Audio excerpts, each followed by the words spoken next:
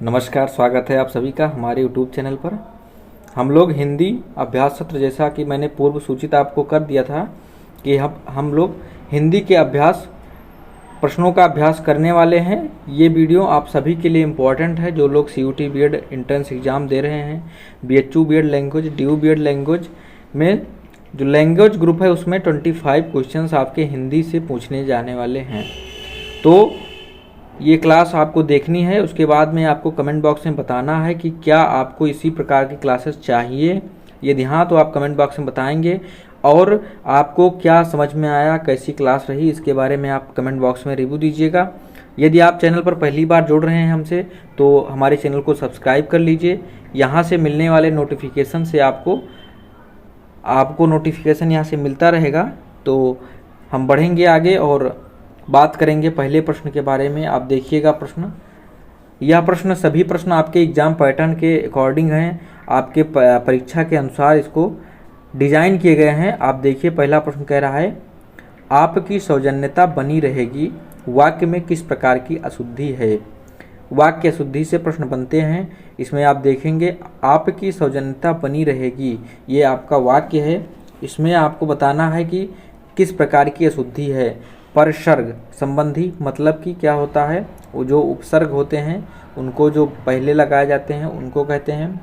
क्रिया संबंधी है, जो क्रिया से संबंधित होती है, चाहे जैसे कि कुछ हेतुमद क्रिया है तो हेतुमद में लगेगी, जो भूतवाची क्रिया होगी वो भूतकाल में रहेगी, तो वो क्रिया संबंधी है। सर्वनाम संबंधी है। सर्वनाम आप जानते हैं, संज्ञा के स्थान पर जब हम प्रयोग करते हैं किन्हीं शब्दों को। उसके बाद में देखिए, प्रत्यय संबंधी है। तो कौन सा विकल्प इसमें सही हो जाएगा, आप सभी को बताना है। आपकी सौजन्यता बनी रहेगी, इसमें देखिए ये जो शब्द है सौजन्यता, इसमें जो ता जुड़ा हुआ है, सौजन्य धन ता, तो सौजन्य शब्द होता है, सौजन्यता शब्द नहीं होता है। सौजन्य शब्द होता है, सौजन्यता नहीं होता है। इसका सेंटेंस क्या हो जाएगा, वाक्य क्या हो जाएगा आपका, कि आपकी सौजन्य बनी रहेगी। तो ये ऑप्शन सौजन्यता ता नहीं होगा यहाँ पर, तो ये प्रत्यय संबंधी जो है वाक्य में अशुद्धि थी। तो ऑप्शन डी इसका क्या हो जाएगा, सही आंसर हो जाएगा। उचित विकल्प क्या हो जाएगा, डी ऑप्शन इसका उचित विकल्प है। अब हम आगे बढ़ते हैं और अगला प्रश्न आपके सामने लाते हैं। अगला प्रश्न देखिए, कह रहा है, परमेश्वर में कौन सा समास है। परमेश्वर शब्द में कौन सा समास है। ऑप्शन दिए हुए हैं, द्विगु समास, कर्मधारय समास, तत्पुरुष समास और अव्ययी भाव समास। 4 प्रकार के आपके सामने विकल्प दिए हुए हैं, आपको चूज करना है। देखिए, शब्द आपको समास में मैंने बताया था कि जो कर्मधारय समास होता है उसमें 2 प्रकार से समास किए जाते हैं। एक समास होता है उपमानानि सामान्य वचनई सूत्र से, जिसमें होता क्या है कि उपमान और उपमेय की जो संबंध बनता है उससे समास होता है, और एक होता है विशेष विशेषण के अर्थ में। तो यहाँ पर जो परमेश्वर शब्द है वो कौन से अर्थ में लिया गया है, विशेष विशेषण अर्थ में लिया गया है। विशेष विशेषण अर्थ में यहाँ पर क्या है, समास हुआ है, जो कि कर्मधारय समास हुआ है। परम क्या हो जाएगा, विशेषण हो जाएगा किसका, ईश्वर का। वह ईश्वर जो परम है, तो क्या बन गया, परमेश्वर बन गया। तो जो विशेष से होगा वो विशेषण होगा। तो विशेष क्या है, यहाँ पर ईश्वर है, और विशेषण क्या है, परम है। तो विशेष विशेषण सूत्र से इसमें क्या हो जाएगा, कर्मधारय समास हो जाएगा। कर्मधारय समास 2 ही प्रकार से होगा, या तो कोई उपमान दिया होगा, जैसे कि नील कमल, तो नीला है कमल, जो कमल का उपमान है, नीला विशेषण हो गया। और इस प्रकार से तुम्हारा मुख चंद्रमा के समान है, तो यहाँ पर क्या हो गया, जो उपमान दिया जाएगा वहाँ पर कर्मधारय समास होगा, और जो विशेष विशेषण के अर्थ में कर्मधारय समास होगा। तो यहाँ पर आपका दूसरा विकल्प क्या हो जाएगा, सही हो जाएगा, उचित विकल्प होगा। अब आगे सामने हम लाते हैं आपके सामने अगला प्रश्न, हिंदी किस परिवार की भाषा है। पिछली बार 2-3 प्रश्न भाषा परिवार से आए थे। आपको भाषा परिवार की एक वीडियो मैं प्रोवाइड कराऊंगा एग्जाम से पहले, 3-4 दिन जब एग्जाम हो रह जाएंगे उसके पहले आपको भाषा परिवार की एक वीडियो में हम पूरा डिस्कस कर लेंगे कि कौन सी भाषा परिवार कहाँ से उत्पत्ति हुई थी, उसकी विशेषताएं क्या क्या थी। तो आपको यहाँ पर पहला प्रश्न इसको बताना है, क्या है हिंदी भाषा परिवार। देखिए, भाषा परिवार में पहला दिया है काकेशी, पापुई, भारोपीय और सामी हामी। तो आपको बता दें कि जो हिंदी भाषा परिवार है ये भारोपीय भाषा परिवार से आती है। जो भारत और यूरोपीय भाषाएं हैं, जो पुरानी भारतीय भाषा और आधुनिक यूरोपीय भाषा थी, उनकी सारी भाषाएं भारोपीय भाषा परिवार से हैं। भारत की बात करें तो जैसे कि आपकी संस्कृत हो गई, आपकी हिंदी हो गई, ये सारी जो भाषाएं हैं ये कौन सी भाषाएं हैं? भारोपीय भाषा परिवार की भाषाएं हैं। और आपको बात करें कि जो भारोपीय भाषा परिवार है इसकी विशेषता क्या है, तो भारोपीय भाषा परिवार विश्व की सबसे बड़ी भाषा परिवार माना जाता है। ये प्रश्न पूछा था पिछली बार जो प्रश्न आया था भारोपीय भाषा परिवार से, तो उसने पूछा था कि विश्व की सबसे बड़ी भाषा परिवार कौन सा है। तो यहाँ पर बात वही है, भारोपीय भाषा परिवार जो है वो विश्व का सबसे बड़ा भाषा परिवार माना जाता है। ये सबसे इसकी विशेषता है, इसको ध्यान में रखिएगा।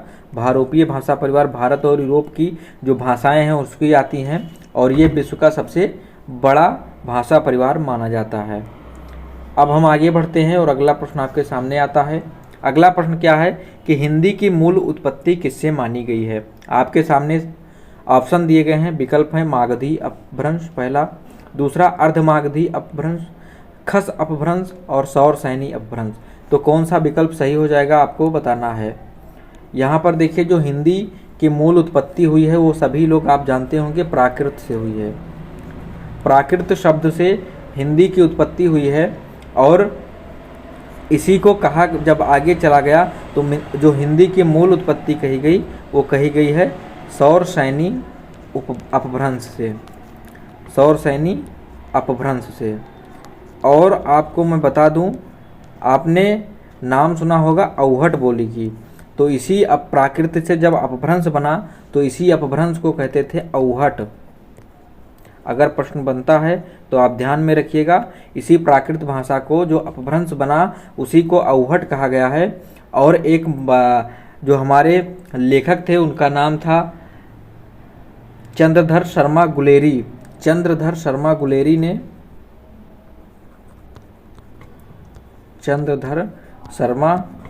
गुलेरी इन्होंने इसको पुरानी हिंदी नाम दिया था। इसी अवहट को क्या नाम दिया था? पुरानी हिंदी नाम दिया था। तो ये आप ध्यान में रख लीजिएगा, इतनी सारी चीज़ें, इसको पुरानी हिंदी नाम दिया था किसने? चंद्रधर शर्मा गुलेरी ने। किसको? अवहट भाषा को। और अवहट क्या किसका रूप है? तो अपभ्रंश का रूप है। और हिंदी की मूल उत्पत्ति किससे हुई है? तो प्राकृत शब्द से मूल उत्पत्ति हुई है। तो यहाँ पर कौन सा विकल्प शब्द सही हो जाएगा? सौर सैनी अपभ्रंश इसका सही आंसर हो जाएगा। अब हम बढ़ते हैं आगे और आपके सामने लाते हैं अगला प्रश्न। भारोपीय भाषा परिवार किस भाषा परिवार का विभाजन है? जो भारोपीय भाषा परिवार है, अभी हमने बताया था भारोपीय भाषा परिवार भारत और यूरोप के भाषा परिवार से आया है। यहाँ पर विभाजन पूछा है, देखिए आप, जो अफ्रीकी एशियाई भाषा परिवार है इसमें कई सारी भाषा परिवार हैं। हिंद आर्य भाषा परिवार, तो भारत जो है यही विकल्प सही हो जाएगा। जो भारत की भारोपीय भाषा परिवार है उसको हिंद कहते थे। और जो आर्य थे वो कहाँ से थे? तो आर्य भारत के उत्तरी भाग से आए थे, जो कि हम मान लेते हैं कि यूरोपीय साइड में थे, जो ऊपर के थे। तो यहाँ पर ये दूसरा विकल्प ही इसका सही आंसर हो जाएगा। जो द्राविड़ भाषा परिवार है वो दक्षिण भारत की भाषा परिवार से ली जाती है, जिसमें तेलुगु, तमिल ये सारी भाषाएं आती हैं। तेलुगु, तमिल इत्यादि भाषाएं आती हैं।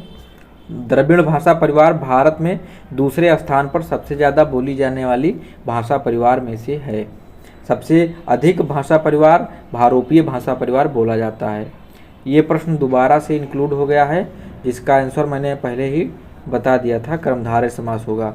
हम आगे बढ़ते हैं और अगला प्रश्न आपके सामने है, भाषा की सबसे छोटी इकाई है। जो भाषा है, भाषा से प्रश्न बनते हैं, 4 से 5 प्रश्न आपके आएंगे, तो इसको ध्यान में रखिएगा। भाषा की सबसे छोटी इकाई की बात करें तो सबसे छोटी इकाई क्या होती है? ध्वनि होती है, जिसको हम क्या मानते हैं? वर्ण बोलते हैं। तो ध्वनि ही क्या होती है? वर्ण होता है। तो इसका सबसे छोटी इकाई वर्ण हो जाएगा। वर्ण जब मिलते हैं कई तो शब्द बनते हैं, और शब्द से हम बनाते हैं वाक्य, और वाक्य से क्या बनते हैं, कथन बनते हैं। तो ये बात आप ध्यान में रखिएगा। अब हम आगे बढ़ें और अगला प्रश्न आपके सामने लाते हैं। अगला प्रश्न देखिए, तुम मांसहीन तुम रक्तहीन, हे अस्ति शेष तुम अस्तिहीन, तुम शुद्ध बुद्ध आत्मा केवल, हे चिर पुराण के चिर नवीन। तो ये पंक्ति है, इसमें आपको बताना है कौन सा अलंकार प्रयुक्त हुआ है। आपके सामने विकल्प दिए हुए हैं, विरोधाभास, विशेषण विपर्यय, मानवीकरण और दृष्टांत। तो कौन सा विकल्प आपको सही हो जाएगा, इसमें आपको बताना है। यहाँ पर देखिए, जो अलंकार होता है वो आपको अर्थ जब तक स्पष्ट नहीं होगा तब तक आप नहीं पहचान पाएंगे। विरोधाभास अलंकार कब होता है, जहाँ पर एक बात से समर्थन किया जाए किसी के होने का, और वहीं पर उसके विरोध में कोई बात निकल कर आए, तो वहाँ पर क्या हो जाता है, विरोधाभास अलंकार हो जाता है। तो यहाँ पर देखिए क्या है, तुम मांसहीन तुम रक्तहीन, हे अस्थि शेष तुम अस्थिहीन। यहाँ पर देखिए अस्थिहीन है और अस्थि शेष है। अस्थि शेष मतलब क्या है, जिसमें हड्डियाँ बची हुई है, और अस्थिहीन वो है जो जिनमें हड्डी है ही नहीं। तो यहाँ पर ये गलत बात हो गया, यहाँ पर इसका दोनों का ही विरोध हो रहा है। यहाँ पर देखिए, तुम शुद्ध बुद्ध आत्मा केवल, हे चिर पुराण के चिर नवीन। ये जो पंक्तियाँ हैं वो आपके पंत जी की द्वारा रचित है। श्री गांधी, जो हमारे गांधी जी थे, उनको इन्होंने बताया था। तो गांधी जी के ऊपर इन्होंने रचना की थी। तो यहाँ पर कौन सा विकल्प सही हो जाएगा, विरोधाभास अलंकार इसका सही विकल्प हो जाएगा। हम आगे बढ़ें और अगला प्रश्न आपके सामने लेते हैं। इनमें से रामचंद्रिका किसकी रचना है, सूरदास, तुलसीदास, सुंदरदास और केशवदास।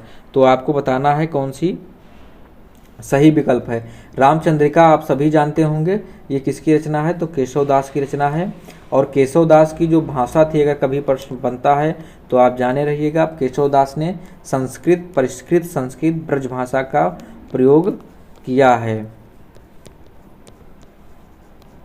परिष्कृत संस्कृत ब्रज भाषा का प्रयोग किया है। और आपको बता दें, जो रामचंद्रिका है, इसको रामचंद्रिका को छंदों का अजायब घर भी कहा जाता है। इसका विशेषण है, अगर पूछता है कभी तो आप जाने रहिएगा, छंदों का अजायब घर इसको बताया गया है। रामचंद्रिका जो रचना है केशवदास जी की। तुलसीदास की रचनाएं आपको पता ही होंगी, रामचरितमानस, गीतावली, कवितावली, दोहावली। सूरदास की भी रचनाएं आप लोग रचना देख लीजिएगा, प्रश्न मिलाने के स्थान पर दे देता है, 2-4 कवि दे देंगे और उनकी रचनाएं दे देंगी।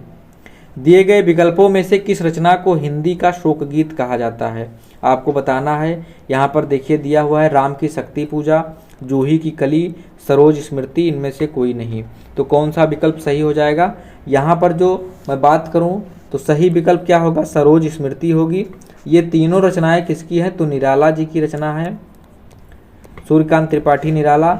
जो सरोज है, ये सरोज इसमें क्या है, ये सरोज जो है वो निराला जी की बेटी का नाम होता है, और उसकी क्या है, अकस्मात मृत्यु हो जाती है, जिसके ऊपर उन्होंने शोक के गीतों को लिखा है। और सरोज स्मृति को निराला जी के द्वारा लिखी गई हिंदी का शोक गीत माना जाता है, क्योंकि सरोज जो है उनकी बेटी है और उनकी अकस्मात मृत्यु होती है, और उसके बाद में वो उसी के ऊपर ये सरोज स्मृति की रचना करते हैं। एक बात आप जान लीजिए कि निराला जी को हिंदी साहित्य में मुक्त छंद के प्रयोग के लिए प्रसिद्ध हैं। ये मुक्तक छंद जो होता था उसी के प्रसिद्धि इनको प्राप्त है, इनको प्रवर्तक भी मानते हैं। तो अगर आपके प्रश्न में ऐसा प्रश्न बनता है कि हिंदी साहित्य में मुक्तक छंद के प्रवर्तक कौन माने जाते हैं, तो ऑप्शन में अगर निराला कहीं दिखाई देंगे तो आप वहाँ पर टिक कर दीजिएगा। अब हम आगे बढ़ते हैं और अगला प्रश्न आपके सामने आता है।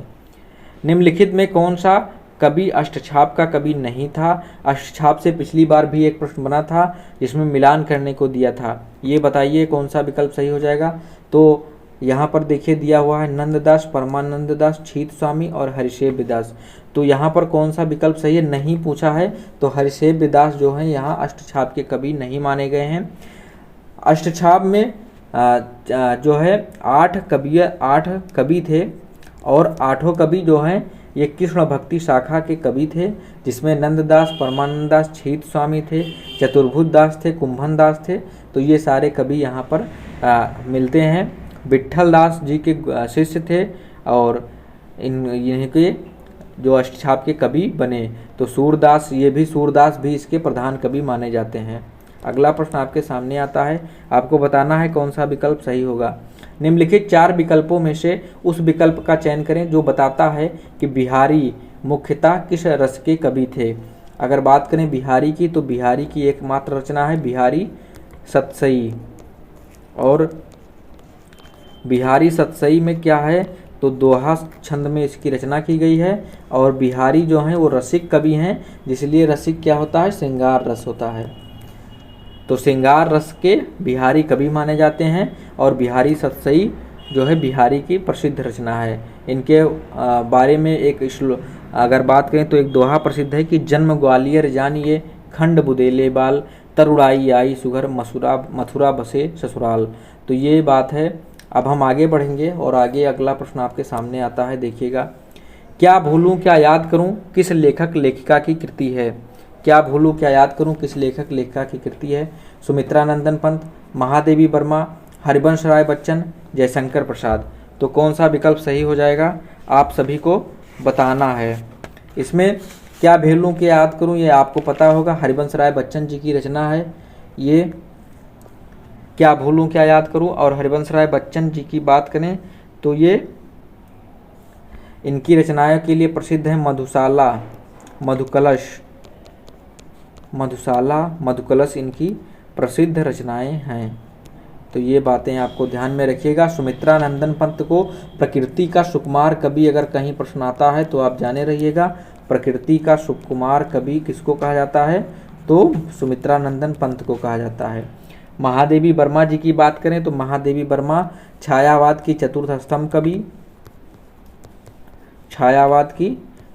स्तंभ कवि मानी जाती हैं। और इनकी रचनाएं हैं निहार इनकी रचना है, मेरा परिवार इनका है, संस्मरण है, और भी कई सारी इनकी बहुत ही प्रसिद्ध रचनाएं हैं। जयशंकर प्रसाद की बात करें तो जयशंकर प्रसाद के रचना के बारे में झरना, आंसू, कामायनी, चंद्रगुप्त, अमर है। तो ये रचनाएं आपको याद होनी चाहिए। झरना, आंसू, कामायनी, चंद्रगुप्त इनकी रचनाएं हैं। सुमित्रा नंदन पंत की रचना की बात करें तो बीड़ा हो गया, लोकायतन इनकी रचनाओं के नाम है। तो ये बात आपको ध्यान में रख लेनी है। अब हम आगे बढ़ते हैं और अगला प्रश्न आपके सामने लाते हैं। आचार्य रामचंद्र शुक्ल ने आदिकाल का क्या नामकरण किया है। आपको बताना है कि जो भक्ति काल, आदिकाल या जो हिंदी साहित्य का विभाजन हुआ था वहाँ से प्रश्न हर बार बनते हैं, प्रत्येक बार आए हैं, तो वहाँ आपको बात कर लेनी है। तो ये इस प्रश्न का आंसर क्या हो जाएगा, वीर गाथा काल हो जाएगा। आचार्य रामचंद्र शुक्ल ने इसको वीर गाथा काल कहा है। आदिकाल की बात करें तो इसको आदिकाल किसने कहा था, तो हजारी प्रसाद द्विवेदी जी ने कहा था, हजारी प्रसाद द्विवेदी ने कहा था। और सिद्ध सामंत काल की बात करें तो राहुल सांकृत्यायन ने कहा था। सिद्ध सामंत काल राहुल सांकृत्यायन ने सिद्ध सामंत काल की बात कही थी। वीर गाथा काल किसने कहा था, तो आचार्य रामचंद्र शुक्ल ने कहा था। और अन्य की बात करें तो प्रारंभिक काल इसको कहा गया है। प्रारंभिक काल किसने कहा है, प्रारंभिक काल इसको कहे हैं मिश्र बंधुओं ने क्या कहा है, प्रारंभिक काल कहा है। चारण काल जॉर्ज ग्रिगर्सन ने कहा था, यहाँ मैं लिख दे रहा हूँ, इसी को क्या कहा था, चारण काल किसने कहा था, तो ग्रिगर्सन ने कहा था। ग्रिगर्सन ने इसको चारण काल कहा था। सिद्ध सामंत काल किसने कहा, राहुल सांकृत्यायन ने, मैंने बता दिया। बीजवपन काल आचार्य हजारी प्रसाद महावीर प्रसाद द्विवेदी ने कहा था, ये भी आप ध्यान में रखिएगा। बीजवपन महावीर प्रसाद द्विवेदी जी ने बताया था।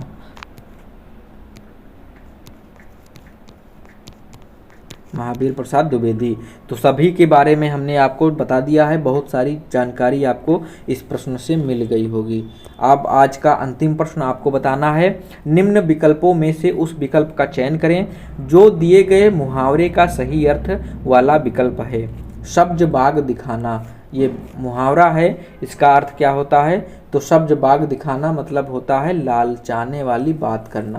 पहला ही विकल्प इसका सही हो जाता है। सब्ज बाग दिखाना होता क्या है? कहते नहीं दिन में तारे देखना या दिखाना क्या होता है? ऐसी चीज़ें जो हमको प्राप्त ना हो सकी और ये ललचाने वाली बातें होती हैं। तो ये पहला विकल्प ही इसका सही आंसर हो जाता है। तो मुहावरे से भी प्रश्न आते हैं, प्रत्यय से भी प्रश्न आते हैं, सभी प्रकार के प्रश्न हम शामिल करेंगे। अब आपको बताना है कि ये क्लास आपको कैसी लगी। अगर आपको ऐसे ही क्लासेस आपकी प्रैक्टिस सेट के लिए चाहिए एग्जाम तक रेगुलर, तो आपको कमेंट बॉक्स में बताना है कि जी हमें चाहिए। आपको ये क्लास अच्छी लगी हो तो उसके बारे में बताइएगा, लाइक करिए, शेयर करिए और सभी को अपने ग्रुप में भेजिए, अपने दोस्तों को भेजिए, फ्रेंड सर्कल में इसको भेजिए ताकि सभी तक ये वीडियो पहुँच सके।